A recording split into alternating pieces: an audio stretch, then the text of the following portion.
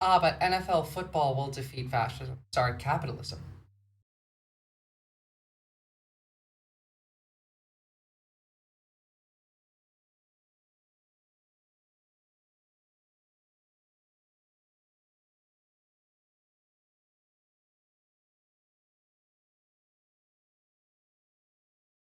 Hello, hello, hello, everybody. I hope you're all doing all right today. It is not looking good. It's not looking good at all. To be fair, I wasn't even going to stream today. I was going to stream tomorrow when the government shutdown started. I was assuming that this meeting with the generals would just be, run of the mill. And to be clear, kind of was what we were expecting it to be. It was just worse than we were expecting it to be. I feel the need to cover this today, way more so than the actual government shutdown, which is gonna happen. I mean, it should be starting in like, what, 4 hours, 3 hours? But this was insane. Now, obviously, Donald Trump and Pete Hegseth had a plan going into this, but the speeches that were read, they sound like Stephen Miller wrote them. Like they sound like Stephen Miller specifically wrote them. I don't know if he did or not, but they sound like it. And the stuff that happened immediately following these speeches is equally as terrifying, if I'm going to be honest. I suppose we should get started with that, because this is really all I want to talk about today. Like, for a change. Usually it's not a list of, look at all of this shit that we have to cover. Obviously, there is a whole bunch of stuff on that, but this is the only thing I want to talk about today. We are very, very, very quickly Russifying, Turkifying the United States military. So, I guess let's get started. So, this was the first clip that I got. We're not going to watch the full speeches. No one wants to listen to 45 minutes of Hegseth and Trump talking. Though, if you are curious what the full statements were, here is a link to the transcript of the entire thing. For too long, we've promoted too many uniformed leaders for the wrong reasons, based on their race, based on gender quotas, based on historic so-called firsts. We've pretended that combat arms and non-combat arms are the same thing. We've weeded out so-called toxic leaders under the guise of double-blind psychology assessments, promoting risk-averse, go-along-to-get-along conformists instead. You name it, the department did it. Foolish and reckless political leaders set the wrong compass heading, and we lost our way. We became the woke department, but not anymore. Right now, I'm looking out at a sea of Americans who made a choice when they were young men and young women to do something most Americans will not, to serve something greater than yourselves, to fight for God and country, for freedom and the Constitution. You made a choice to serve when others did not, and I commend you. Yeah, sure. Hey, what's up, chat? Latino Mufune, sorry I'm late. I am also late, so, you're fine. Depraved ambiance, which is why I'm choosing only the white race and the male gender. Basically, yeah. The shaving the beard thing seems unnecessary, so, well, I feel like that's probably because having a beard makes you a Muslim these days. He's coming off like a little kid playing Secretary of Defense. Well, to be clear, he's not the Secretary of Defense, he's the Secretary of War. And he's not playing at a little kid, he is a little kid. It's just this little kid has enough power to cause tremendous damage. Reminder that the military employs the poverty draft. Well, at this rate, they'll soon be employing the regular draft too. So, on women... I don't want my son serving alongside troops who are out of shape, or in combat unit with females who can't meet the same combat arms physical standards as men, or troops who are not fully proficient on their assignment. Oftentimes, by the way, those women surpass some of the men, but the requirements are based off of what you are expected to do. Regardless of your gender or sex, you're still expected to do the same things. If you can't do the things, then you don't pass. It's really that simple. There's no DEI in the military, except for this DUI hire. It's just misogyny, exactly. Combat arms physical standards as men, or troops who are not fully proficient on their assigned weapons, platform, or task, or under a leader who was Have a good lurk, Jack. the first, but not the best. Standards must be uniform, gender neutral, and high. I don't want my son. Women are inherently less capable than men, just misogyny, essentialist also. Agreed, 100%. 100%. I'm confident Lucy Lawless in her prime could take Trump in his prime. I mean, I don't even think we need to bring the primes into it. Now, on sexual harassment, mind you, remember that this is a man who's been accused of sexual harassment, sexual assault, 3 times. And on the subject of racism, this is a man with several white nationalist tattoos. Beyond just white nationalist tattoos, like the man has kufir tattooed on him. I mean, he has infidel in Arabic tattooed on him. Of course, being a racist has been illegal in our formation since 1948. Which is why I'm changing. The same goes for sexual harassment. Both are wrong and illegal. Those kinds of infractions will be ruthlessly. It's a shame that the only racism these people acknowledge is anything that might be directed at like white people. Not even like racism necessarily. Like sure, there are people who are racist against white people. That's not what we're talking about here. We're talking about like giving equal opportunity to people who aren't white is racism. Kufir, not kafir. Yeah, I agree. Beyond that, I mean, when has our military really, I mean, like, sure, internally, we don't really allow racism, but externally, yes, the hell we do. Go back to any time after 2001 to see. Enforced. But telling someone to shave or get a haircut or to get in shape or to fix their uniform or to show up on time or to work hard, that's exactly the kind of discrimination we want. You mean the things that we already do? You're not civilians. You are not civilians. You are set apart for a distinct purpose. So we, as a department, need to stop acting and thinking like civilians and get back to basics and put the power back in the hands of commanders and NCOs. Of course, being... Do you have the pull-up video? I don't have it right now. I could look for it. I'll look for it while we watch the next clip, actually. So, a reminder that these are all generally old people. Like, you don't become a general. Like, you don't start off with a rank this high. You work your way into that rank as you spend years and years and years and years in the military. And so, a lot of these generals that he's talking to are like 60 years old. Otherwise, it's completely unacceptable to see fat generals and admirals in the halls of the Pentagon. And the commander-in-chief is obese. Just leading commands around the country and the world. It's a bad look. It is bad, and it's not who we are. So whether you're an airborne ranger or a chairborne ranger, a brand new private or a 4-star general, you need to meet the height and weight standards and pass your PT test. And as the chairman... In regards to passing your PT test, I wonder how he would do himself, you know, considering this is how he does pull-ups. It was President Trump who inspired us to do this. It was President Trump who inspired it. Pass your PT test, he says. Man can't do I could do a better pull-up than him. And I can't do a pull-up, really. I mean, I could do one, maybe. Be better form than that. Said, yes, there is no PT test. But today, at my direction, every member of the Joint Force at every rank is required to take a PT test twice a year, as well as meet height and weight requirements twice a year, every year of service. Also today, at my direction, every warrior across our Joint Force is required to do PT every duty day.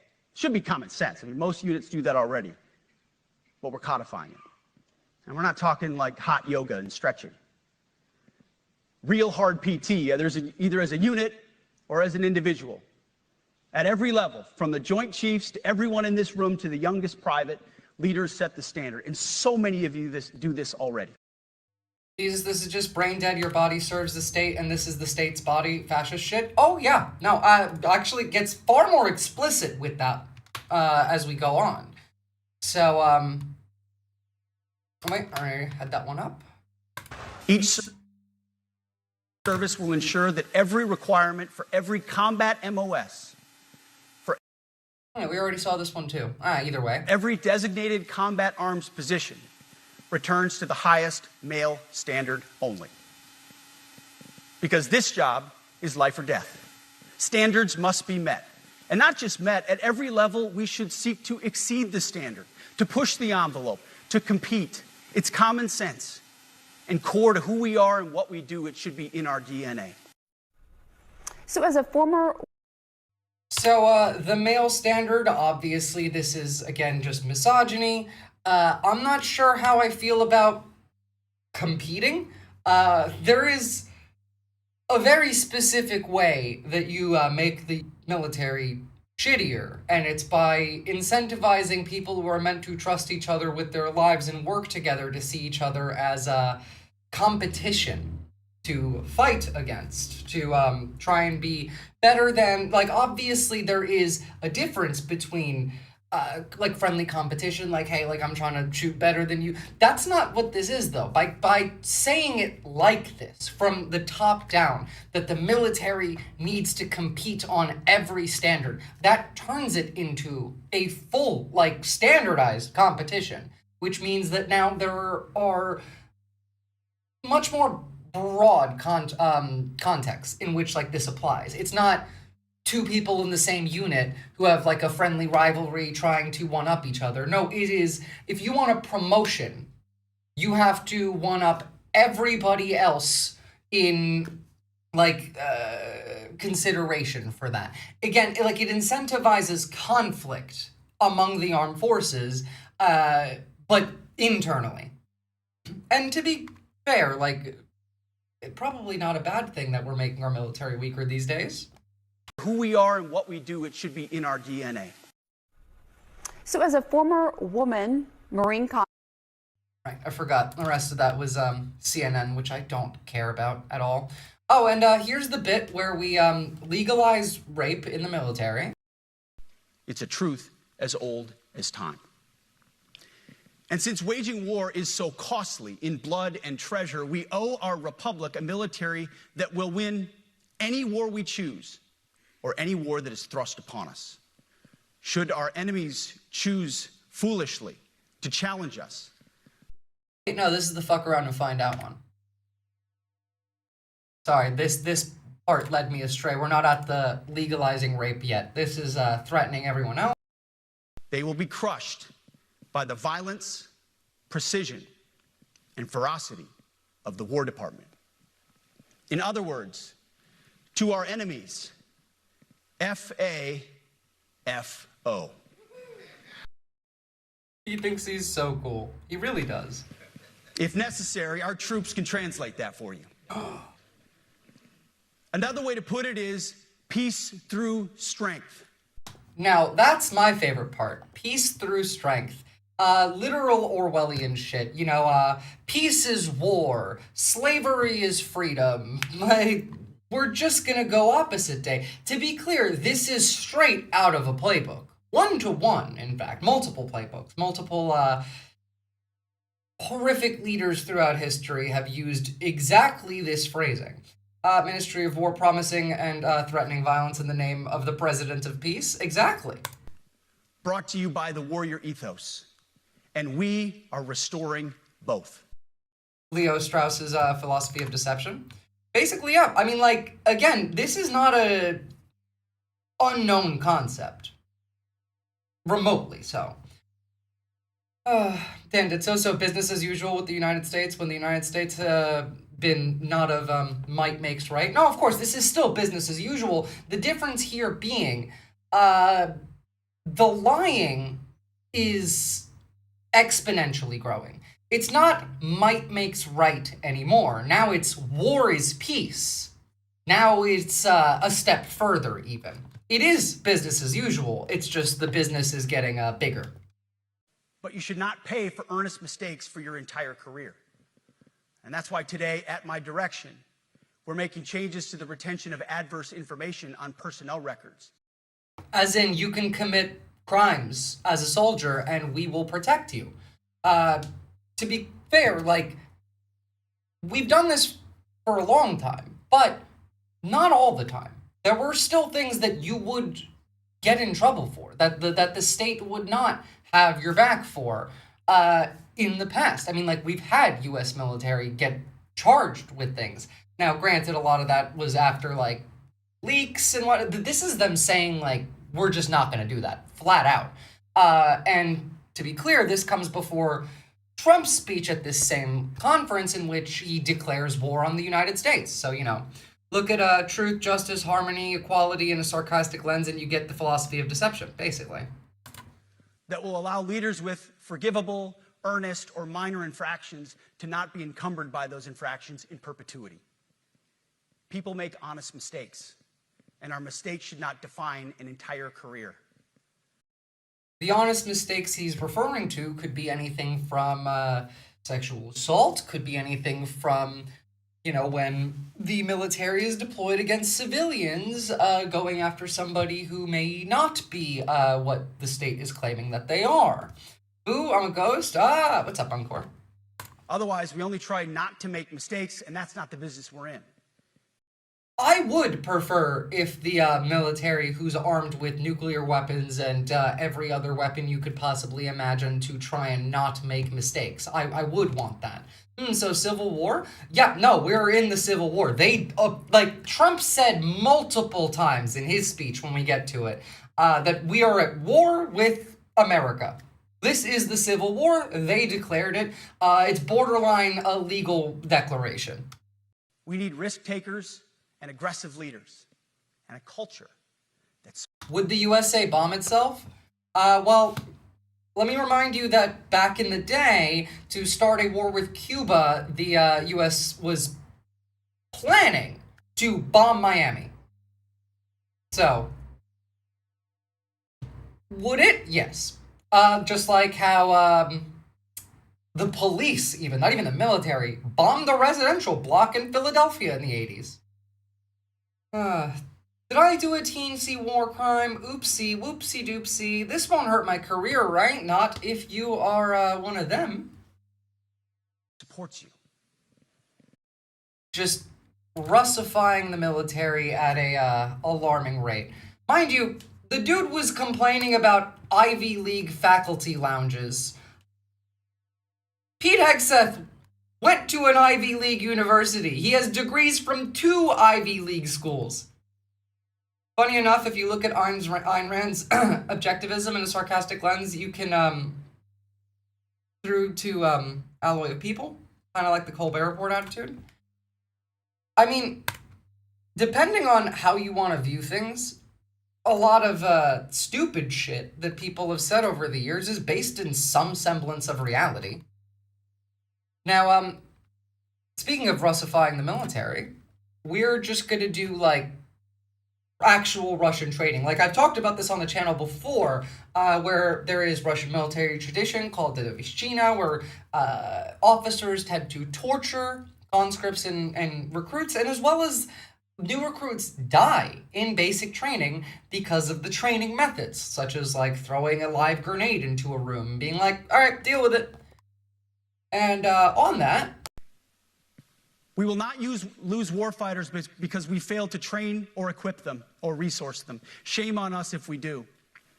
Train like your warriors' lives depend on it, because they do.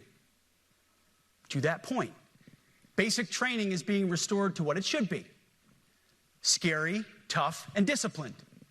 We're empowering drill sergeants to instill healthy fear in new recruits, ensuring that future warfighters are forged. Yes, they can shark attack, they can toss bunks, they can swear, and yes, they can put their hands on recruits. This does not mean they can be reckless or violate the law, but they can use tried and true methods to motivate new recruits, to make them the warriors they need to be. Back to basics at basic as well. Full legal analysis. Ah! Yeah, basically, yeah. So, the next bit I find particularly interesting, which is the legalized rape bit. Truth be told, for the most part, we don't need new standards. We just need to reestablish a culture where enforcing standards is possible. And that's why today, at my direction, I'm issuing new policies that will overhaul the IG, EO, and MEO processes. I call it the No More Walking on Eggshells policy. We are liberating commanders and NCOs. We are liberating you. We are overhauling an Inspector General process, the IG, that has been weaponized, putting complainers. TED Talk but stupid really does describe. This could have been a Zoom meeting, mind you. Ideologues and poor performers in the driver's seat. We're doing the same with the equal opportunity and military equal opportunity policies, the EO and MEO at our department. No more frivolous complaints, no more anonymous complaints, no more repeat complainants, no more smearing reputations, no more endless waiting, no. It is stupid, Buncor. I just wish it was only stupid and not also horrific. No more legal limbo, no more sidetracking careers, no more walking on eggshells. He's pleased with this because it makes sense for a credibly accused multiple rapist. That's true. Here's an example of what I mean by this. Now you guys know Wick, I've been on his channel, I've been on a couple debates on his channel, and Wick is a veteran. And this is Wick's point of view. Now, I don't agree with the man on everything he says, but on this, I think he's pretty spot on. When I joined the Air Force, a bunch of the NCOs had all just gotten arrested for running a rape ring in basic training. Was a huge scandal, had been going on for years and years, a whole culture of abuse and sexual assault. One of the reasons they got away with it is because of the victims and those who witnessed the abuse feared reprisal. In the military, your CO and NCOs can fuck with you in ways that far surpass what can happen in the civvy world. Fear of that sort of level of reprisal keeps a lot of mouths shut, which is why it's important to allow for anonymous reporting. Yeah, otherwise you get evil, heinous shit like basic training rape rings. Shocking.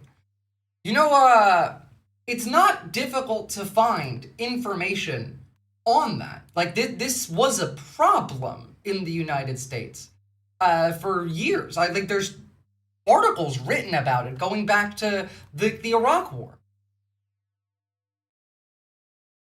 Also,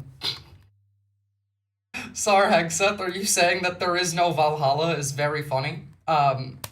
Because they really do gotta sort out whether or not Valhalla is included. Because the next part of this is, wait. Oopsie, I closed that one. I should not have closed that one. The pagan one was... Damn it, now I have to open it from my goddamn sources. There we go. Can't have a beard and you can't be a pagan. Forces. Well, if you want I gotta say, Kash Patel's gonna be pretty upset. a beard, you can join Special Forces. If not, then shave. We don't have a military full of Nordic pagans. If you want a beard, you can join Special Forces.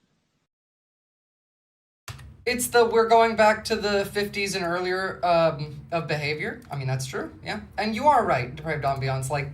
In fact, he could also be an alcoholic and a rapist at the same time. He could be evil and a loser at the same time. And to be clear, he is. War is peace is one of the 3 core slogans of the fascist government in 1984. It's pretty damn chilling to see Secretary of War demanding that the U.S. Armed Forces adopts it as truth. And as history teaches us, the only people who actually deserve peace are those who are willing to wage war to defend it. That's why pacifism is so naive and dangerous. It ignores human nature and it ignores human history. Either you protect your people and your sovereignty, or you will be subservient to something or someone. It's a truth as old as time. And as history... Yeah. Dying for a cause, any cause on Hegseth's behalf. Brother, I'm sorry you are not going to Valhalla. Well, also, like, Kash Patel ain't going to battle with a weapon in his hand, so, you know. Thank you, Latina Mufune. Well, a coup is being fabricated, and let's see if the military, if your military, has it to do so. Well, here's the thing, right? There are two possible coups happening. One is, from them, you know, the regime trying to coup anyone left in the military who, disagrees with them. And then the other shot that we have is, what if the military got pissed enough to do a coup here? Now, they already purged a lot of the military months ago, so I don't see that as likely. The people who are here are the people who survived the first purge. And this is relating to a second purge. In fact, at the end of this speech, Hegseth tells these people to resign if they don't like it. Also, just while we're in the middle here, war is peace, freedom is slavery, ignorance is strength, George Orwell, 1984. Trump floats using Chicago and other Democrat cities as military training grounds. We're going to see that in a bit. Trump defends the use of U.S. military against the enemy within. Trump says he'll fire generals on the spot if he dislikes them. Hegseth pressed senior officers on lethality and standards at politically charged meeting. So it's pretty bad. Do you remember from the before times when stupid MAG adults said that Harris would bring about literally 1984? Seems almost quaint. Well, again, every accusation is a confession, so it's been so long. Checks calendar year, less than a year. Yep. And here's the official loyalty test section of this. But I look out at this group, and I see great America. God, why is it so quiet? They banned trans people, right? I want to know if I can dodge the draft and when we go to Venezuela / nuclear war with Russia. They did ban trans people. Though, the draft wouldn't be my biggest worry if I was you. Leaders who have given decades to our great republic at great sacrifice to yourselves and to your families. But if the words I'm speaking today are making your heart sink, then you should do the honorable thing and resign. We would thank you for your service. You know, just because you're not going to get drafted doesn't mean that they're not going to put you in a camp. It's not a republic anymore? No, it's not a democracy either. That's literally a loyalty test. It's saying if you don't like what I'm saying, get the fuck out or we're going to put you in a camp. And also, just to really double down, my approach has been simple.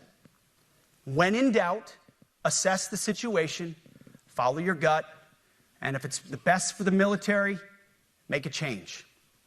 We all serve at the pleasure of the president every single day. No, you really don't. The president might be the commander-in-chief, but you serve the American people. Well, you did. Now you serve the king.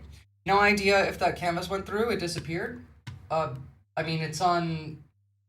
I think you posted it in the wrong channel. I did download it. I just haven't thrown it into Obsidian yet.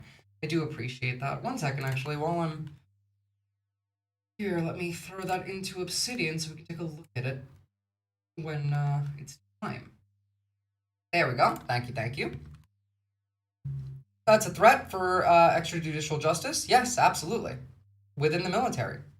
Since when was it a democracy? It's never represented the interest of the people. That's not what democracy means, necessarily. But, I mean, yeah, like, it was never really a democracy. I've said this before, and I said it yesterday as well, that even the Democrats are a type of fascist. They're fascist-light. And we've been a fascist country fascist light country for pretty much the entire time that I've been alive. We're just going into Nazism now. Like, we were doing very, very light fascism in, like, internally. Obviously, externally, you're not going to agree with that point of view, and you're right. But internally, at least, we weren't that overt. Now, it's all gone. Like, the mask is gone. Oh my god, I was like 5 minutes behind. Ah, damn it. Are we getting issues again with bitrate? Actually, no, I don't see any. But this was the faces of all of these generals at the end of this speech. I gotta say, not many of them look remotely pleased. You see that one back there.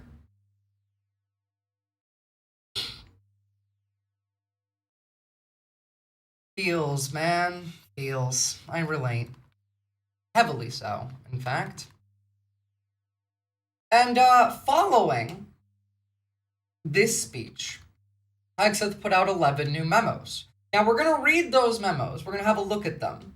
But I want to talk about the Trump section of this first. Because the Trump section of this is by far worse. And by far worse, I mean, he literally declared war on the United States. So, let's start with that. The Pentagon views Trump and Hegseth with contempt. Well, you know, whichever one of those generals feels that, they're not going to be generals for very long. That is, what they mean by the enemy within. Well, they mean us, but, you know, they mean the left. And then they mean people who disagree with them. By the way, I genuinely, like, we constantly have to answer a question of, like, oh, well, like, are you a Democrat or a socialist? You know, the right wing thinks that all of the left is liberals. Arguing with them is nonsense on it. It's ridiculous. I'm calling myself the alt-left from now on. Fuck that shit. I don't care. We don't need to use any other words. It's not like anyone's really smart enough to understand what they mean anyway.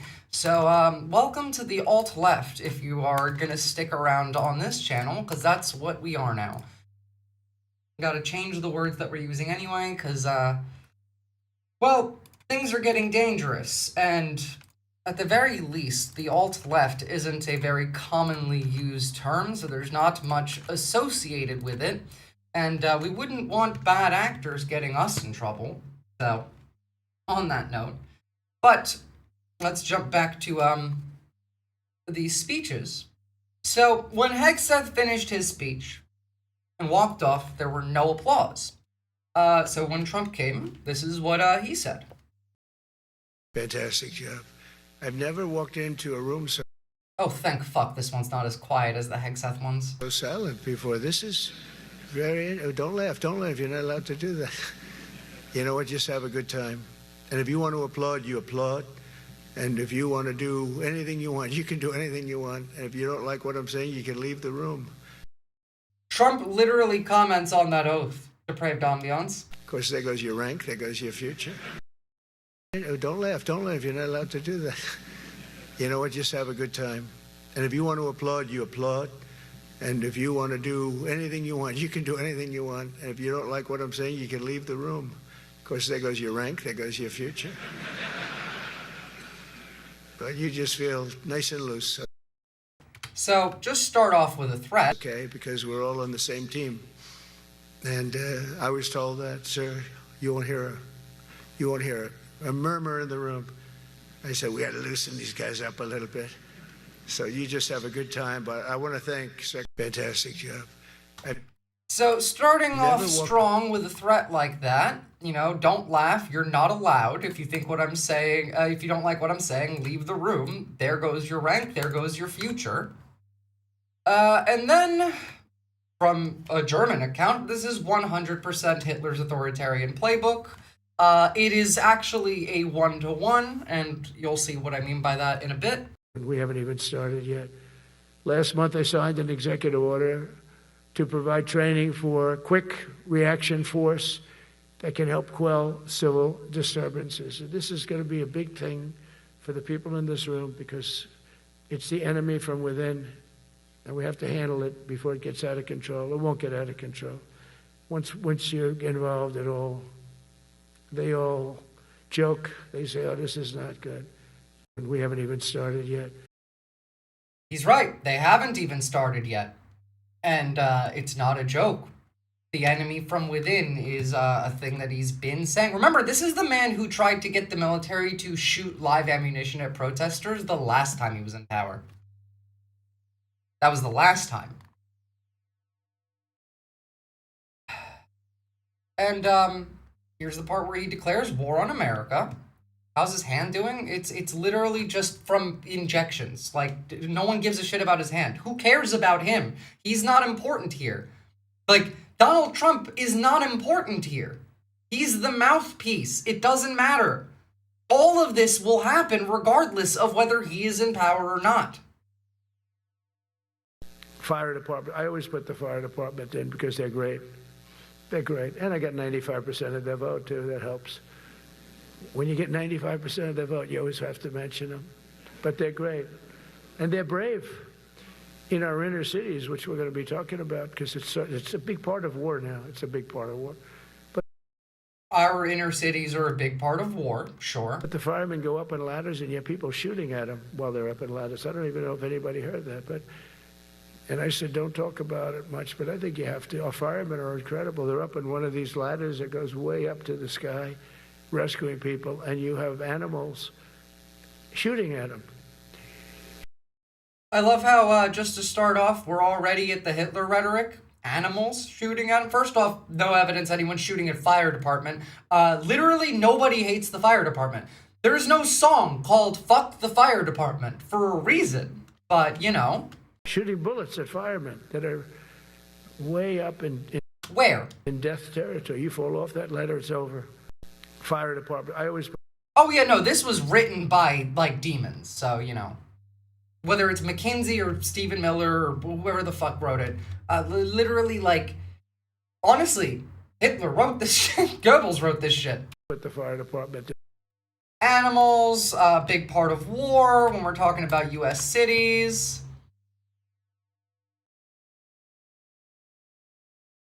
Here is him demanding treason. Only in recent decades did politicians somehow come to believe that our job is to police the far reaches of Kenya and Somalia, while America is under invasion from within. We're under invasion from within. What invasion? You closed the border. No one's coming in. What invasion? Either, like, I would understand if he said we're at war with the enemy within. That part I understand. What invasion? There's no one coming in. The invasion that already happened, according to you, or is still happening? From where? Are there, like, I don't know, communists coming in via submarine? No different than a foreign enemy, but more difficult in many ways because they don't wear uniforms. At least when they're wearing a uniform, you can take them out. These people don't have uniforms. But we are under invasion from within. We're stopping it very quickly. This isn't the rally bit. This isn't about the applause. This is him looking for who looks upset so he could purge them. Literally, like... So I'm going over, I'm going to be meeting with generals and with admirals and with leaders. And if I don't like somebody, I'm going to fire them right on the spot. That's not him, like, wanting applause. This is not about him being dumb. It is an intentional, like, act. MAGA is the invasion? Well, I mean, like, again, they were also already here as well. I'm sure I'm guessing there were a ton of cameras trained on the audience. Oh, I'm sure there were. I'm really sure they were. Again, like, this is him saying, quote, America is under invasion from within. We're under invasion from within, no different than a foreign army, but more difficult in many ways because they don't wear uniforms. At least when they're wearing a uniform, you can take them out. Most people don't have uniforms, and we are under invasion from within. He's talking about taking out the enemy from within. Like, do you understand what that means? He's declared war on American cities in this fucking speech. He's talked about turning American cities into training centers for the military in this speech. He's talking about the military shooting at you. You're the enemy from within. Literally, even MAGA that disagrees is the enemy from within. Why do you think that Antifa declaration was so broad? It's because it is specifically curated so that anybody could be included in it. Anybody.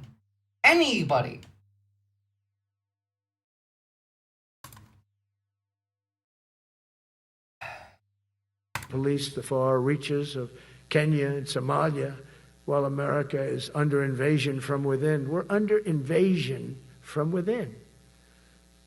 No different than a foreign enemy, but more difficult in many ways because they don't wear uniforms. At least when they're wearing a uniform, you can take them out. These people don't have uniforms. But we are under invasion from within. We're stopping it very quickly.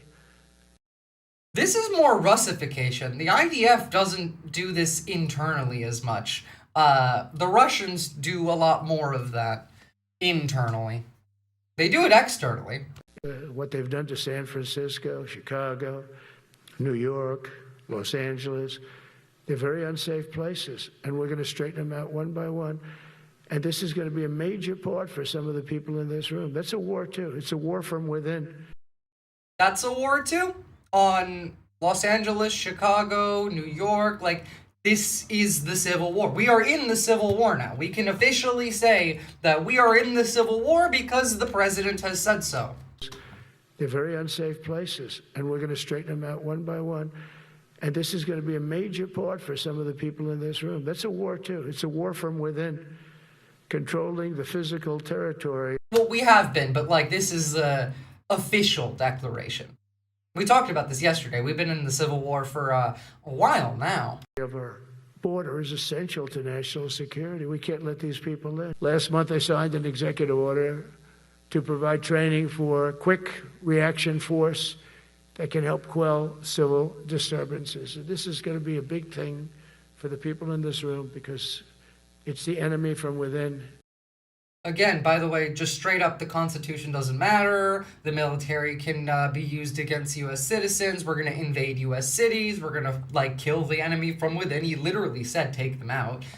So it's go time, y'all. And we have to handle it before it gets out of control. It won't get out of control. Once you get involved at all, they all joke. They say, oh, this is not good. Fire department. I always put the fire department in because they're great. They're great. And I get these are several 95% of different their clips vote, of too. him That helps. saying treasonous shit. When you get 95% of their vote, you always have to mention them. But they're great. And they're brave in our inner cities, which we're going to be talking about because it's a big part. You think you're getting a midterms or a 2028 election, Comrade Lilly? Look around you. Listen to what's being said. You're not getting an election. It doesn't matter if he lives that long or not. You're not getting an election. Not a real one. Of war now. It's a big part of war. But the firemen go up in ladders and you have people shooting at them while they're up in ladders. I don't even... We don't have a constitution, Latino Mufune. So, no. Maybe they'll learn that we had one. I don't know if anybody heard that, but... And I said, don't talk about it much, but I think you have to. Our firemen are incredible. They're up in one of these ladders that goes way up to the sky, rescuing people, and you have animals shooting at them, shooting bullets at firemen. Like, they just make shit up. It doesn't matter. None of that matters anymore. Very important mission. And I told Pete, we should use some of these dangerous cities as training grounds for... Oh, you mean the blue stronghold cities? You know, the ones where anyone who still thinks we might have an election might live and want to vote blue for. Sorry, that's a training ground for the military now. You are now target practice. Very important mission. And I told Pete, we should use some of these dangerous cities as training grounds for our military, National Guard, but military. Because we're going into Chicago very soon. That's a big city. With an incompetent They're already governor. in Chicago, mind you. Stupid governor, stupid. They threw him out of his family business. He was so stupid. I know the family. He becomes governor. He's got money. Not money that he made, but he ran for governor, he won, and now he criticizes us all the time. And last week they had 11 people murdered, 44 people shot. The week before that they had 5 people murdered, 28 people shot. Every weekend they lose 5, 6. If they lose 5, they're considering it a great week. They shouldn't lose any. Very important mission. And I told ICE has killed people in Chicago already. My heart rate is 166 sitting still, not about being targets. That's normal. Everyone else being a target, I'm terrified for them. Me too, especially the fact that a lot of these people don't believe that when they look at it. They don't think that they're going to be a target for target practice. But that's what a training ground would be. And to be clear, like, this is how they think about the left. And really, I don't disagree. The only people, like, remotely resisting is the alt-left. The left gave up. I thought it would be met with fury on the left, but they're sort of giving up, I must be honest with you. They've had it. They've had it with Trump. They've been... You making fun of Trump in peace is not what I'm not allowing that for a reason. Because you don't want to see this as a joke. If you cope by humor with this, then you won't take it as dead serious as you should. It's not being a contrarian. It's not being, like, I don't care if it's annoying. They're declaring war. And you're making jokes. They're going to kill you. They're going to kill all of us. That's what they want. That's what they're saying. This is not the time for jokes. It's not the time for, cope right now. Now is the time to, be honest. It's the time to prepare. It's the time to fear what's coming next. I'm trying to be straight with you guys here in that this is the worst case scenario. Would be met with fury on the left, but they're sort of giving up, I must be honest with you. They've had it. They've had it with Trump. They've been after me for so many years now.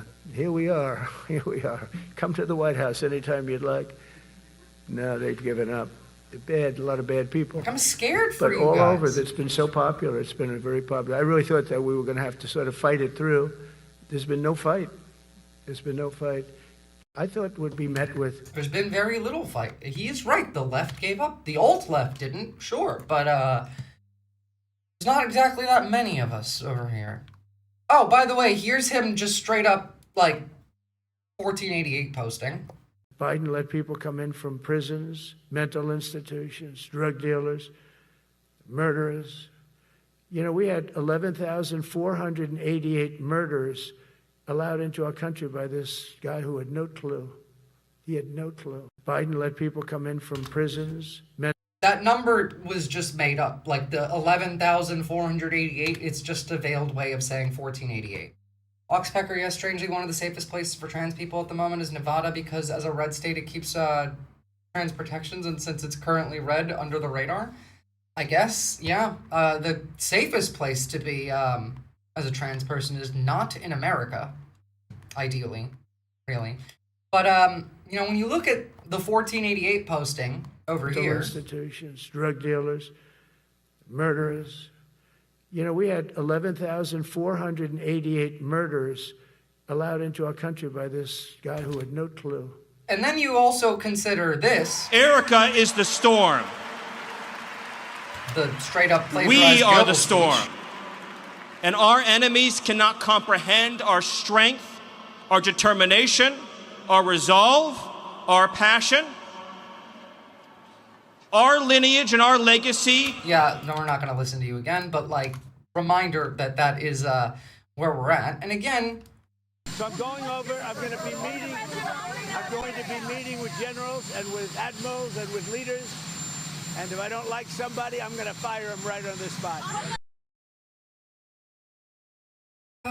Sounds better in German, not going to lie. Yeah, basically. Fantastic, by the way. I hope you all agree. If anybody disagrees, could I please have your hand? Who disappears at raising cane is no good. Just raise your hand. I don't see any hands raised. All right. That means you're okay. That means that he's okay now, but I saw his results. You know, he... Raise your hand if you want to get fired and sent to the gulag. Do you think it's imprudent to have faith in the military generally to do the right thing by their oaths? I know some of them agree. Look, I don't think that you can rely on them. I know quite a few do want to abide by their oaths. In fact, I would argue that the majority probably do. In fact, like, we incentivize that, and by incentivize that I mean like brainwash that into them in training. Not enough to stop this, yeah. Not enough to literally coup the United States. That would be the only thing the military could potentially do, mind you. It would be nothing less than that would stop this. I don't see them doing that. So, you know, for real though, if you talk a little bit to the normies around here, the right-wing monopoly on media is starting to show. Yep, compartmentalization of the military to prevent this is thorough. Yep, exactly. They've been literally working on that since the moment they got into power. Because some of those military leaders that got purged earlier in the year, like, that's the whole reason that this didn't happen last time. Obviously, like, also that they weren't this competent and prepared and didn't know what they were doing as much. They had 4 years to prepare while Biden was president. But, like, again, Trump tried to get the military to shoot live ammo at protesters last time. Fantastic, by the way. I hope you all agree. If anybody disagrees, could I please have your hand? Who disappears at Raising Cane? I saw some of them publicly organizing last night, actually. Well, again, that's terrorism now. Organizing as a protester against the state, that's anti-American ideology. Under the new national security memoranda, that is terrorism. Sorry. Do you think that, you know what? Here's an example of what the military is currently engaged in, into itself. 20 years of service in the military. If you have a comment that gets censored, please post it on Discord, Comrade Lily. I need the data points. Yesterday, I got pulled into an officer's office and counseled for posts that I have on my social media. During the counseling, they told me I'm under investigation as a threat to national security. When I asked for proof, like what the posts were yesterday, they refused to give it to me. They made me come back today to further go over stuff. They gave me the proof. I mean, good, Oxpecker, but, a bit late. Just copy and paste it into the Discord. Proof, and the proof they gave me are anti-Israel posts. Now, when I joined the military, I took an allegiance to support the United States of America. I did not ever take an allegiance to support Israel. But yet, I am deemed a threat to national security because I do not support Israel and their genocide against the Palestinian people.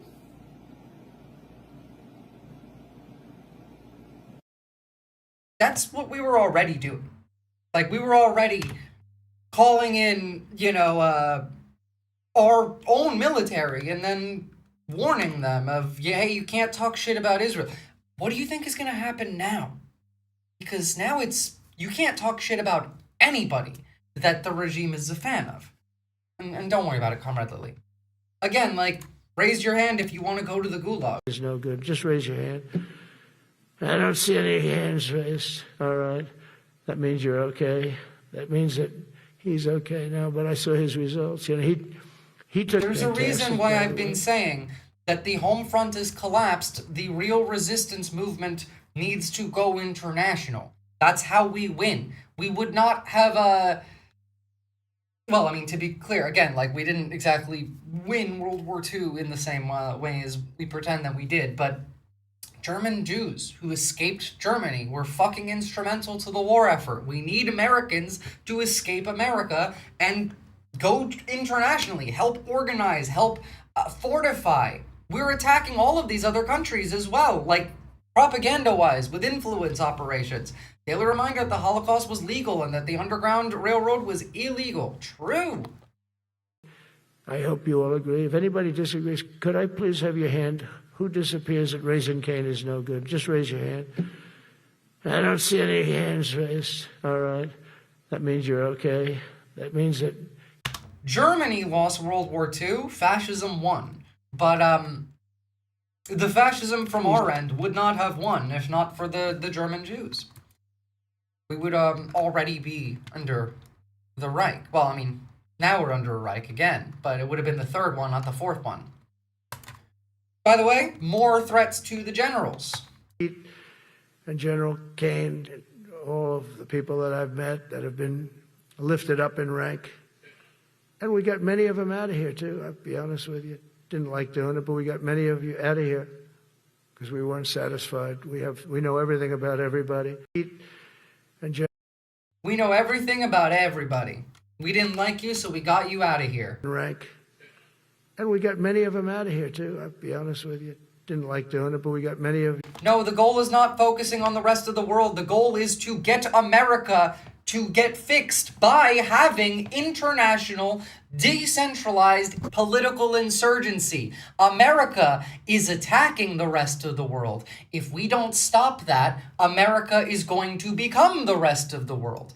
Both of Europe, Australia, the entirety of Europe and the entirety of Australia is currently under influence operations to Nazify these countries and prevent any kind of resistance. We need a decentralized resistance movement, an insurgency, a political one. This is how the right got into power. They spent decades doing exactly this, not because they didn't give a shit about taking over America, because that's specifically what they were working towards.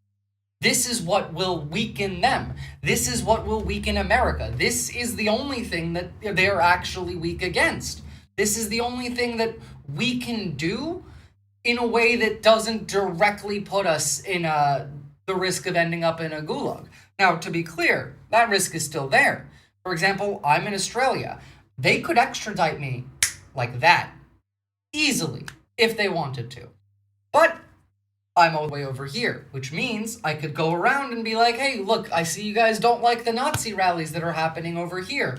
I wonder if you would also dislike the fact that the American right pays for this, that they fund this, that they are a national security threat, and then that maybe you should stop trying to be allies with the United States. It weakens them through international outrage. So it is still focusing on America. It's just focusing on America through a barrier. If that makes sense. It's mostly just continuing the same fight on a broader scale. Because what happens when they get rid of all of the enemy from within in the United States anyway? Well, then they move on to the next place, and then the next place, and then the next place. And the more places that are prepared for this, the less likely that is to succeed. Hybrid warfare. They're already doing hybrid warfare. They're doing it just like the Russians do. We need our variant of that.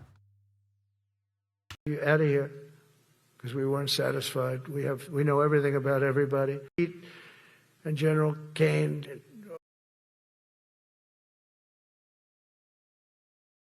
I don't know what the fuck he was saying here.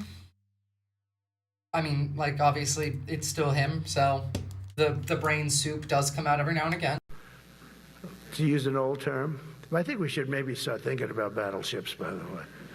You know, we have a Secretary of the Navy came to me, because I look at the Iowa out in California, and I look at different ships and the old pictures. I used to watch Victory at Sea. I love Victory at Sea. Look at these admirals. It's got to be your all-time in black and white. And I look at those ships. They came with the destroyers alongside of them, and man, nothing was going to stop. This is the President of Peace, just to remind you all. He's stroked out. Oh, of course he's stroked out. And he does sound like sewage water. That much is true. World War, they were freighters and different types, but we were doing a ship a day. And now we don't do ships. And I'm not a fan of some of the ships you do. I'm a very aesthetic person, and I don't like some of the ships you're doing aesthetically. They say, oh, it's stealth. I said, that's not stealth. An ugly ship is not necessary in order to say your stealth. By the way, the B-2 bombers were incredible. That is stealth. They went into that. I was in the Second World War. Sure, why not, man? Why not? We were a little bit threatened by Russia. Don't forget that all of this is still, like, the Civil War is on, but so is World War III. So we're in the middle of a civil war while we're also in World War III. Recently, and I sent a submarine, nuclear submarine, the most lethal weapon ever made. Number one, you can't detect it. There's no way. We're 25 years ahead of Russia and China in submarines. Russia's actually second in submarines. China's third, but they're, Just making numbers up. they're coming up. They're coming up. They're way lower in nuclear, too, but in 5 years they'll be equal. They're coming up. And you don't have to be that good with nuclear. You could have 1/20th what you have now and still do the damage. That would be, that'd be so horrendous. But They have been testing a lot of tridents. Yeah, I've seen. announced that, based on his mention of nuclear. We're going to start doing strikes in Venezuela, I believe, this coming week. And it was really a stupid person that works for him mentioned the word nuclear. I moved a submarine or two, I won't say about the two, over to the coast of Russia, just to be careful, because we can't let people throw around that word. I call it the N-word. There are two N-words, and you can't use either of them.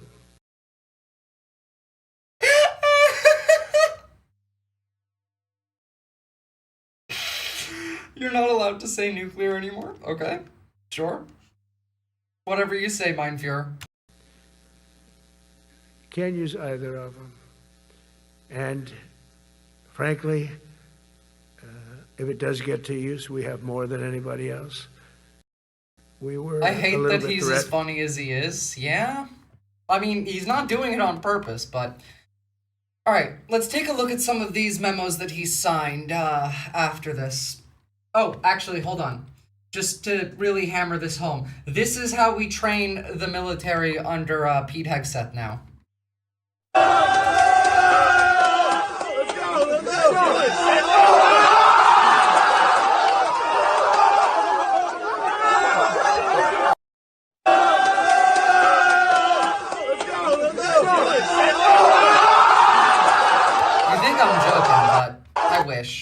Are we the rebels or the Union in this scenario?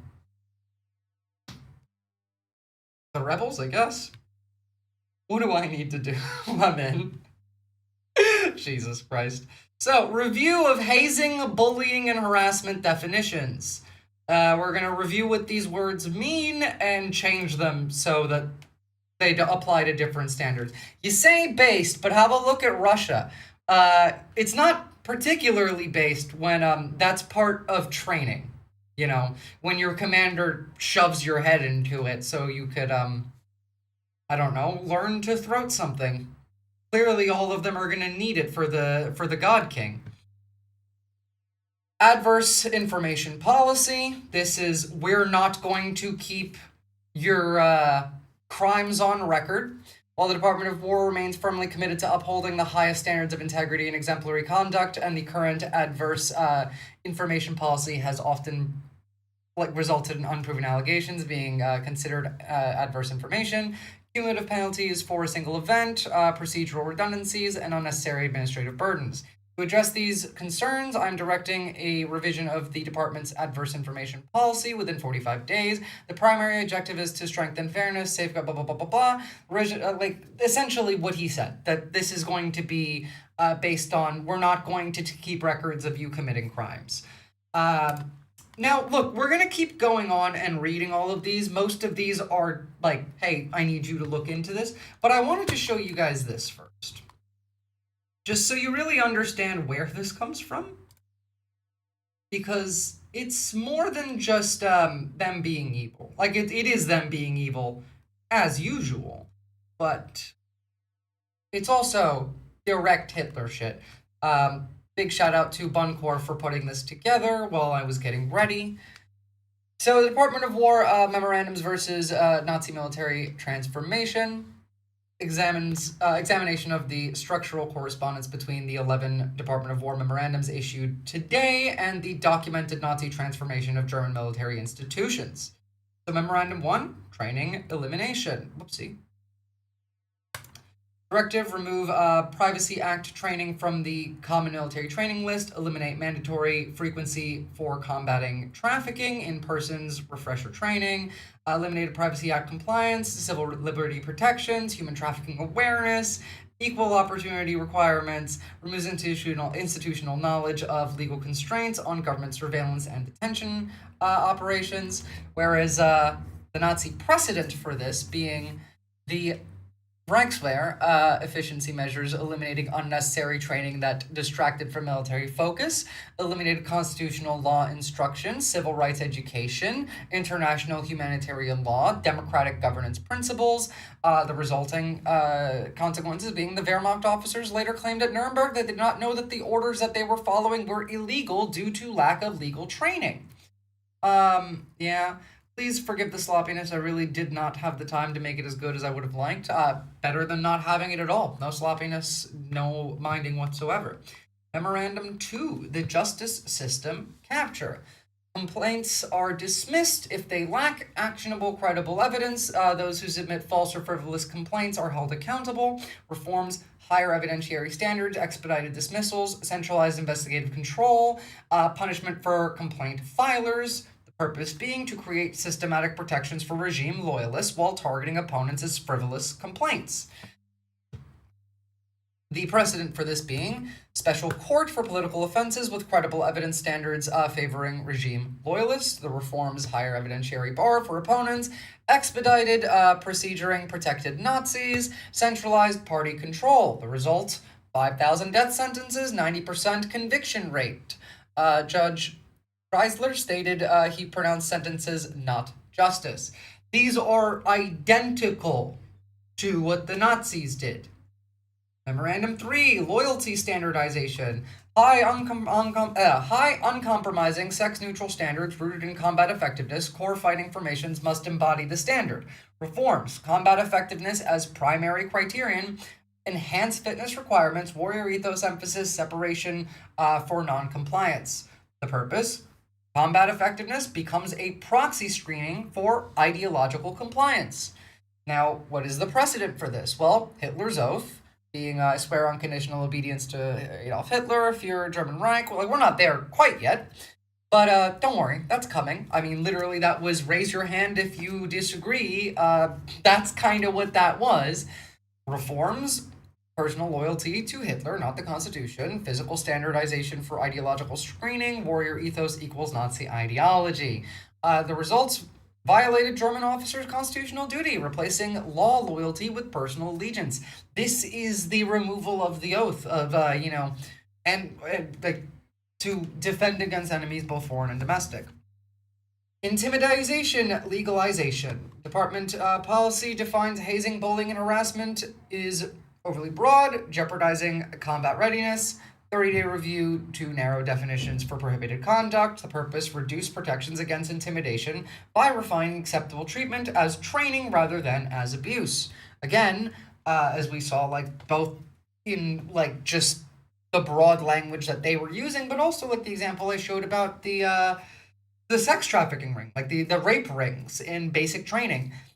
Your commanders, your commanding officer can do a lot more to you in the military than in any other instance. I didn't have time to name the links. To be clear, I'm not even going to be linking them. So it doesn't particularly matter. I do know these things, not off the top of my head in any way that I could cite, but yes, these are correct. Right, and so the Nazi precedent being the Wehrmacht disciplinary codes narrowed abuse definitions while expanding acceptable training methods, redefined physical intimidation as ideological conditioning, and resulted the SA and SS intimidation tactics legitimized internal resistance suppressed through brutalization disguised as training. For example, ice tactics being legitimized and then being adopted by the military is an end goal here, is an outcome from that. Patronage system. Directive incentivizes rewards for top performers. Managers need guidance on separating underperforming employees. Reforms enhance rewards for top performers, simplified removal procedures, performance-based advancement, and managerial discretion. The purpose, creating patronage, rewarding loyalty, while facilitating purges of non-compliant personnel. The Nazi precedent for this being the directive that performance evaluation systems emphasizing party loyalty and ideological commitment over professional merit, literal DEI. Reforms, monetary incentives for regime supporters, coming soon. Streamlined dismissal of unreliable elements, political loyalty as advancement criteria. Results, systematic patronage for Nazi loyalists while purging professional officers who resisted politicization. Literally what we watched happen in the clips alone from these, speeches. Again, you can read the full transcript through this link, if you like. It's also written for a different audience. I'm touching it up as we go. Fair enough. Note the numbers 1, 2, and 3 being aligned chronologically, by the way. There is no reason for them to do that aside from dog whistling. Well, are they? 1-to-1? Because the first one that I saw was the review of the hazing and bullying definitions. And in this, that is number 2. So, or sorry, no, that's number 3. 4, actually. Jeez, I can't read. But close enough, honestly. It is the same things. They put them all out on the same day. Or is it when those reviews end is set to be 1, 2, 3, and 4? One way or the other. Then we have the promotion centralization. Remove statutory requirement for senior service review board members. Military departments developed comprehensive procedures accomplished more efficiently. Action eliminates independent oversight of promotion decisions. Of course, why would you want independent oversight? The king says you're promoted, then you're promoted. Otherwise, you're not promoted. Centralized control under political appointees. Removes safeguards against politically motivated career decisions. Don't you guys love how these unelected bureaucrats get to do all this stuff? And then the precedent being in the Nazi Germany directive directs fewer orders bypassing traditional military promotion review processes. The action eliminated independent Wehrmacht promotion boards, placed all officer advancement under Hitler's direct control, and the result was professional merit was replaced by political loyalty. Traditional Prussian officer corps displaced by Nazi loyalists. We go down to oversight elimination. Directive, credibility assessment completed within 7 days. Non-credible compliance, including those filed over 1 year after the alleged event, and repeat submissions. Form 7-day credibility filters. Automatic dismissal criteria. Duplicate compliant labeling. Purpose, converts oversight mechanisms into a compliant suppression system, protecting regime loyalists. The precedent in Nazi Germany, Wehrmacht internal discipline system with credibility assessments for complaints against officers. Reforms, rapid dismissal of non-credible complaints, internal review replacing external oversight, automatic rejection of repeat complainants. Result, Wehrmacht oversight converted from accountability mechanism into a protection system for Nazi loyalists. And then the final consolidation, memos 8, 9, 10, and 11, mandatory public medal presentation with ceremonial honors. Memo 9, higher evidence for standards for adverse records, 10-year limitation on past misconduct. Memo 10, uniform facial hair prohibition, limited exemptions, separation for violations. And Memo 11 being database of problem complainants, cross-referencing tracking, pattern identification algorithms. The purpose being propaganda ceremonies, record erasure for allies, visual compliance enforcement, surveillance infrastructure targeting internal dissidents. The Nazi versions of this being stage hero rituals, linking military valor to Nazi ideology and Hitler's leadership. There is then the absolution decree, systematically cleaning records of Nazi supporters while maintaining files on opponents. Then we have the uniform regulations requiring clean-shaven Germanic appearance, eliminating individual expression. And then we have Gestapo informer files with comprehensive denunciation, tracking, and identifying serial complainants. I just checked the DoD PDF again. Yeah, no, where you got those released numbers from? This is from the actual media doc. Okay, fair enough. Yeah, that was like a Twitter post.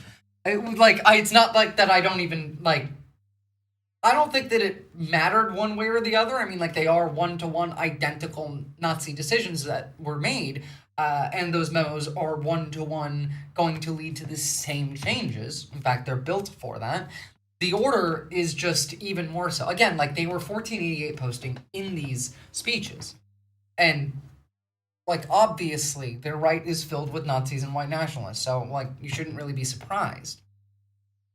Critical warning to media and public. Department of War memorandums issued September 30th represent systemic institutionalized warfare against constitutional governance. The analysis demonstrates precise correspondence with documented Nazi transformation methodologies from 1933 to 1939. Pattern recognition. Each memorandum replicates specific Nazi techniques for military politicization. The time frame compression from 6-year Nazi implementation to 1-day DOW directive indicates accelerated authoritarian consolidation using established historical methodology. Constitutional crisis. We've been in that for a while. Every memorandum violates fundamental military oath obligations codified in USC 3331 to support and defend the Constitution. Collectively, they constitute documented institutional capture identical to fascist precedent established at Nuremberg. Geopolitical implications. Historical analysis shows that this transformation pattern leads to domestic military deployment, violating 18 USC 1385 Posse Comitatus Act, alliance system collapse, nuclear weapons under partisan control, and international aggression. Mind you, like, not even just these memos implying that the military will be used against domestic, like, citizens, like domestic deployment of the military. They said it. They declared war in those speeches. They said that they're going to use these cities as target practice. So, you know. Media coverage, congressional oversight, 10 USC 113, legal challenges, public awareness are essential to prevent completion of this documented authoritarian transformation. The timeline is accelerated. There is no shot. Like, there's no preventing this because the timeline is so accelerated that just getting the word out, let alone organizing against it, to a degree that is necessary, is functionally not possible anymore. It's going to take too long. Especially with the influence operations that are consistently being done. Again, like, people don't even understand what's happening, let alone why it's happening or what's going to happen next. Meanwhile, you go look at, like, I don't know, anywhere else in the country, you go look at Chicago, one of the cities that were mentioned, and this is what it looks like. Showed this yesterday. Oopsie, I'm still on the other one. There we go.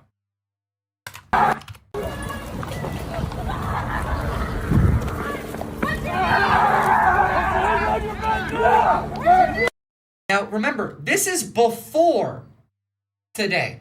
This is before them saying, hey, you're not going to get held accountable for your crimes. Hey, you can do whatever the hell you want. Hey, we're going to protect the loyalists. Hey, we're going to purge the people who disagree. Hey, we're going to use these cities as target practice. Like, this is before that.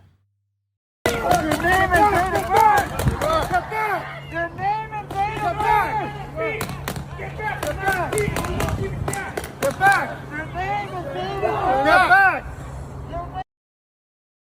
By the way, they're saying more foreign terrorist organizations are operating in Chicago now, which they're not. And again, like, Tren de Aragua is not a large group. It's not operating in Chicago at a large scale. Maybe there's one person, maybe with some connection, but of course that doesn't matter.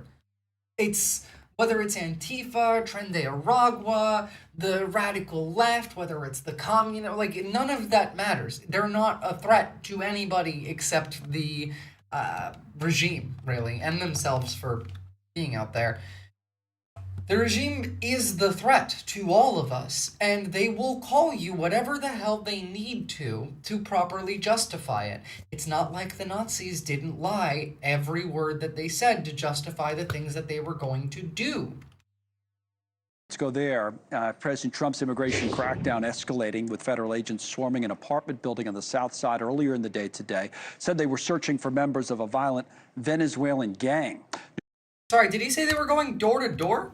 President Trump's immigration crackdown escalating with federal agents swarming an apartment building on the south side earlier in the day today.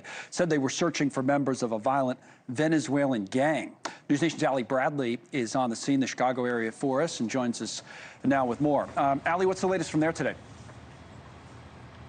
Yeah, hey, Connell. So we were there for this overnight operation with hundreds of federal agents and officers as they descended onto this apartment complex in Chicago's South Shore neighborhood. Now, it was the biggest operation under Operation Midway Blitz to date, and they actually had some very specific targets. So intel and groundwork actually led 300 federal officials to that apartment complex. 300 fucking soldiers for one apartment complex that likely has, like, nobody in it of actual note. Some even rappelled down from Blackhawks onto the rooftop in order to help secure that perimeter. Now, they were searching for suspected members of the violent Venezuelan gang Tren de Aragua. Of course, TDA has been designated as a terrorist organization under the Trump administration. You know, they could just say anything, right? Like, this could just be the house of, like, a fucking left-wing content creator, and they're just calling it this. Like, the guy could be white, even. It wouldn't matter. Now, it was the biggest show of force that we've ever seen on the ground here. We had agencies, FBI, Border Patrol, ICE, and ATF all involved here, and they were all looking for targets in that same exact building. It was a 5-story building. It was a tall task for them, and anything could have gone wrong, but luckily the operations went. Jeez, just insanity. Mind you, by the way, the government is shutting down in a few hours, and I'd like to see how that turns out, because the National Guard is not going to get paid when that happens. Neither is ICE. Now, they are going to fire a bunch of people when that happens. In fact, this is Trump commenting on it now. We can do things during the shutdown that are irreversible, that are bad for them and irreversible by them, like cutting vast numbers of people out, cutting things that they like, cutting programs that they like. And you all know Russell Vought. He's become very popular recently because he can trim the budget to a level that you couldn't do any other way. So they're taking a risk by having a shutdown because of the shutdown, we can do things medically and other ways, including benefits. We can cut large numbers of people out. We don't want to do that, but we don't want fraud, waste, and abuse. We can do things during the shutdown. That's exactly what they're going to do. It's exactly what they want to do. So be aware of that. Genuinely, there's not really time to stop this right now. I'm not saying that it's not possible, but there really is not enough time. Maybe the shutdown buys us a bit, which would be great. I have a feeling that they're prepared for it. By the way, at the same time, they're purging the FBI further. This is from 6 hours ago. Well, as we've been reporting, the countdown is on with the government once again on the brink of a shutdown. Now, whether there is a government shutdown or not, there are big changes in staffing coming to the FBI by the start of tomorrow. Sources tell CBS News that hundreds of FBI employees will be separated from the Bureau at midnight. Nearly 24 other FBI agents have recently been fired, all while federal agents are being reassigned and allocated to task forces to help with President Trump's crackdown on crime. And CBS News Justice correspondent Scott McFarland joins us now from Washington. Scott, good to see you. So break this down for us. What are you learning?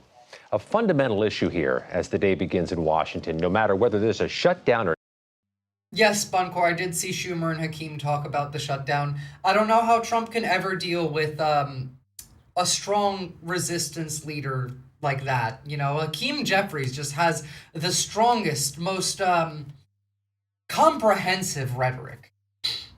not, there are going to be hundreds of fewer FBI employees tomorrow. dozens fewer agents. There's part of this fork in the road offer that was made by the Elon Musk Doge Group earlier this year. It looks like hundreds of FBI employees took the fork that means no longer working for the federal government, and their last day on the job, those who are still on the job, is today.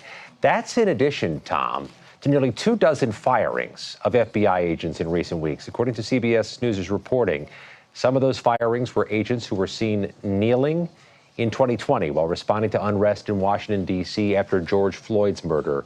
5 years later, the Kash Patel-led FBI moved against those employees, and there's been others inside the Department of Justice prosecutors' offices who've also been recently fired or forced out for their role in prosecuting January 6 cases. All of this adds up to a purge inside the law enforcement agency that protects Americans against terror attacks, child pornographers, and gun runners. And it raises the question, how will they use the resources that remain to protect everyone, everywhere? Well, like, we know that the government really doesn't have much interest in protecting people from child predators. Where is this? I have an example of such. A very funny one, mind you. Here we go. Generational Freudian slip over here. How about we all come together and say, let's stop attacking pedophiles? How about we all come together and say, let's stop attacking pedophiles? God, I can't believe that he said that. It's insane.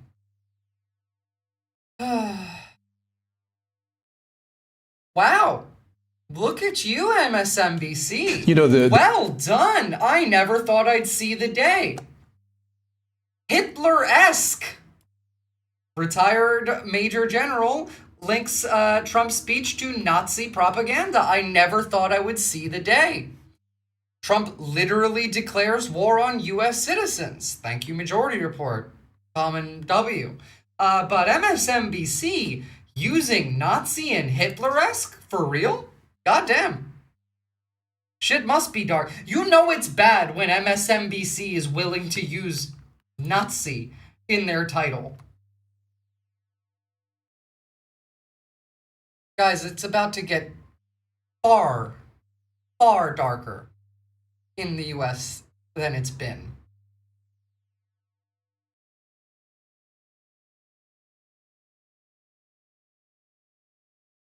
I want to see what Fox News is saying on the subject. I know it's going to be disgusting and evil, but bear with me. I am curious. They are the state media. This is a moment of urgency, mounting urgency. Enemies. Which show on MSNBC? I believe that was...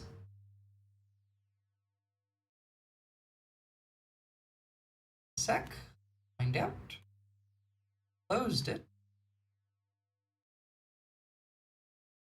Not mad at. You know, the words that... I don't know what show. It says The Weeknight. Who is... here we go. These people. I don't know. I don't watch MSNBC. You can tell me what show that is. It's a panel. Oh yeah, this is heaven. We're about to see what it looks like to live in the Holocaust. Yeah. Yeah, you are. Gather, threats grow. There is no time for games. We must be prepared. Michael Steele, thank you. Does he often use the word Nazi and Hitler-esque? If we're going to prevent and avoid war, we must prepare now. Secretary of War Pete Hegseth calling for an immediate review of physical standards and also a broad understanding of the threats that we face and what the Pentagon needs to do to be ready for it, as he spoke to a gathering of hundreds of generals and admirals that were going to, quote, back to the original standards with equal requirements for men and women. Here's more. War does not care if you're a man or a woman. Neither does the enemy. Nor does the weight of your rucksack, the size of an artillery round, or the body weight of a casualty on the battlefield who must be carried. This, and I want to be very clear about this. He was an RNC chair? Well, then, yeah, it's kind of shocking to see a former RNC chair using rhetoric like that. This is not about preventing women from serving. But when it comes to any job that requires physical power, to perform in combat, those physical standards must be high and gender neutral. If women can make it, excellent. If not, it is what it is. With that, we bring in General Jack Keane, retired four-star general, chairman of the Institute for the Study of War, and Fox News senior strategic analyst. General Keane, very good to have you here. Obviously, there were a lot of generals, admirals gathered there today. What did you think of the speech from the Secretary of War? Well, I thought it was quite exceptional. And, of course you did. Delivered with passion. It had moral clarity to it. It had a focused sense of purpose on his 10 directives. I think he was kind of trying to do two things there: make certain that we are establishing very high standards that we demand of ourselves and demand of our troops so we can meet the challenges in war that are so needed. Mm-hmm. And he's also trying to get some of the impediments and burdens and bureaucracy and nonsense off the backs of our leaders so they can focus on what is important. I'll tell you for a fact that audience there took that speech, internalized it, and felt good about it. Many of them could have given the speech. Mm-hmm. And you give speeches like that when they're talking to their subordinate leaders, because I know that for a fact because I've seen it. And I polled a couple of them there, and they are in complete agreement. We're so fucking cooked. I was just curious how they were going to frame this, and they're just framing this with zero difference. Like, this is just run-of-the-mill, this was a nothing burger, it was just like another speech, like nothing to note at all. You realize most of the country's not gonna see this, right? Like, sure, there's a decent amount of coverage over how bad this is, but does any of that matter any time that anything happens? No. Now, like, this is at least better than what I was expecting, which was frothing at the mouth, yeah, let's go fuck up those Democrat cities, which, I mean, 7-minute video, there's still time, but, like, they don't even care. To them, they don't care. The people on Fox News don't look at this and think, that's interesting. They know what it is, but they don't find it interesting. She looks bored, so does he. With what took place there. I would find it stunning if somebody disagreed with that. If they did, they shouldn't be there. Yeah, in fact, I thought it was interesting. At one point, he said, you know, these are the things that we talk about amongst ourselves, but it's really time to say them out loud. And I thought that was very interesting. And then, you know, you look at the country and, you know, certain elements and who listens to different people on TV and all that. And I know you're not a big viewer of the show The View.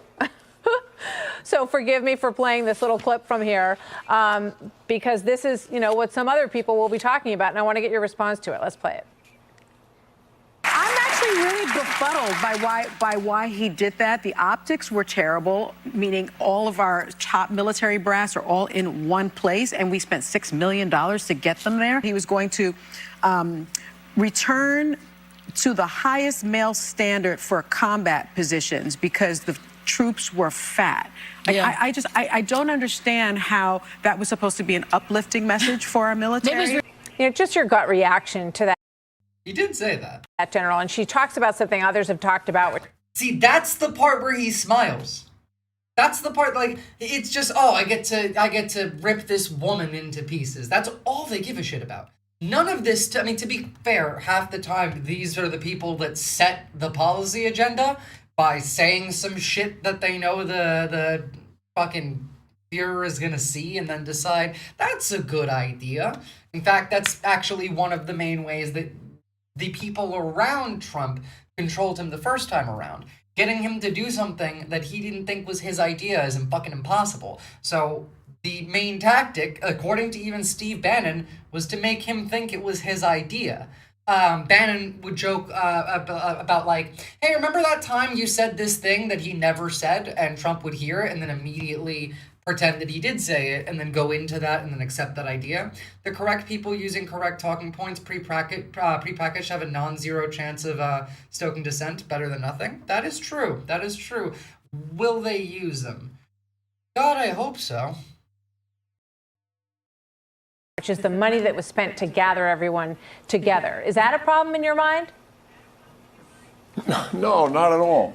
But look, at many of the service chiefs, when they take over, they bring their generals in. Not all of them, but the ones that are in command positions, and that's what happened here. A lot of the staff officers aren't here, and he wanted to bring them all together. He's been on the job 8 months. He's trying to make a cultural shift that he believes is necessary. All right, that's enough of that. A few will, yeah, a few will, and those few that will pay for their choice, I guess. A war declaration gives these people a whole lot more power. For example, Insurrection Act can be used now that we're talking about being at war. Fire department. I always put the fire department in because they're great. They're great. And I got 95% of their vote, too. That helps. When you get 95% of their vote, you always have to mention them. But they're great. And they're brave in our inner cities, which we're going to be talking about, because it's a big part of war now. It's a big part of war. But the firemen go up on ladders, and you have people shooting at them while they're up on ladders. I don't even know if anybody heard that.